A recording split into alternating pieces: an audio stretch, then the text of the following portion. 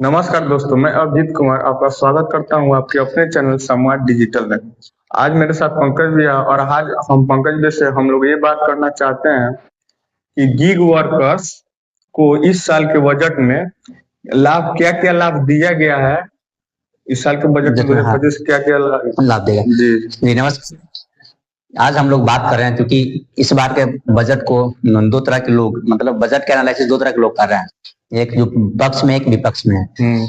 कुछ कुछ विपक्षी दल भी हैं जो इस बार के बजट को लगभग ठीक बता रहे हैं, और पक्ष वाले तो बोलना ही है कि अच्छा है, बजट अच्छा है ना। तो इसके दौरान बजट के बहुत से पहलू, बजट में सैकड़ों पहलू है।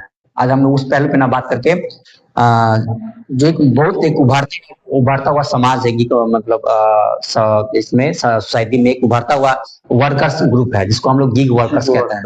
अब गिग वर्कर्स क्या होता है पहले उसको हम लोग जान ले।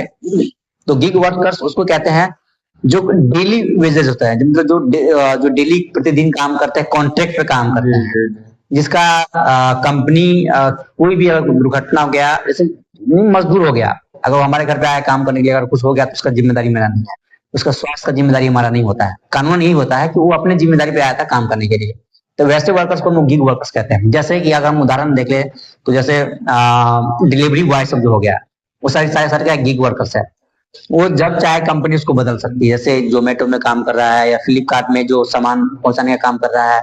इस तरह के जो लोग हैं, जो कामगार है, उसको हम लोग गिग वर्कर्स कहते हैं। अब क्योंकि हमारे देश में वैसे वर्कर्स के लिए किसी तरह कोई कानूनन प्रावधान था नहीं, अभी तक मौजूदा कानून प्रावधान नहीं है। और ये लोग जो है ना विषम परिस्थितियों में काम करते हैं। विषम परिस्थितियों का मतलब कितना भी धूप हो, ठंडी हो, बारिश हो, अगर फूड का मतलब खाना का ऑर्डर आ गया तो लोग लेके जाता है ना। अपना काम करना पड़ता है, अगर समय से लेट हुए तो लोगों को गाली गलौज तक भी सुनना पड़ जाता है ना। तो और इन लोगों के पास सुरक्षा के नाम पे कुछ नहीं होता है, जैसे कि मतलब होता क्या है, बाइक से होता है, ऐसा तो है नहीं, कार से जा रहा है, इन लोग के पास बाइक होता है। जब इन लोग बाइक से जा रहे होते हैं तो धूप सीधे पड़ रहा है, एक्सीडेंट होने का चांसेस होता है। हीट वेव के कारण बहुत मृत्यु भी हुआ है पिछले साल, और साथ में ठंडी के कारण भी, क्योंकि सामने हवा रहा है तो नुकसान झेलना पड़ता है। तो इसी चीज को इस बजट में शामिल करते हुए सरकार ने बहुत अच्छा कदम उठाया, क्योंकि हम ऐसा इसलिए बोल रहे हैं क्योंकि गिग वर्कर्स का संख्या लगातार बढ़ते जा रहा है ना। हम लोग अपने छोटे छोटे शहर वहां भी देख सकते हैं कि मतलब जहाँ 5 लोग काम करते थे, मतलब एक कॉन्ट्रैक्ट वाले पे, डिलीवरी बॉय में, अब वहां पे सैकड़ों घूम रहे हैं, सैकड़ों घूमे। तो अब इतने लोग अगर आ रहे हैं तो इसका सुरक्षा देना सरकार का जिम्मेदारी है ना। इसी के तहत में सरकार ने इस बजट में उनके स्वास्थ्य को लेके व्यवस्था किया है, और जन आरोग्य के तहत जो केंद्र सरकार की जन आरोग्य स्कीम है, उसके तहत इसमें काम करने वाले व्यक्ति या वर्कर्स इसका लाभ ले पाएंगे।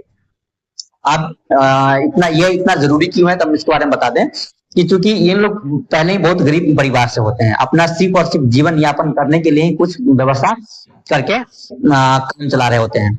तो ऐसे समय में इनके पास किसी तरह की कोई सामाजिक सुरक्षा नहीं होता है। सामाजिक सुरक्षा का मेरा अर्थ है कि इनके पास, जैसे कोई कंपनी में काम कर रहे हैं, अगर वो रेगुलर ये होते हैं, एम्प्लॉय होते हैं, नियोजित होते हैं, तो उनको पैसे मिलते हैं। अगर कुछ हो जाता है तो एक्सीडेंट का, मेडिकल, क्या बोलता है, फिर एचआरए जो हाउस क्या बोलता है अलॉटमेंट है, उस सब का पैसा मिलता है ना।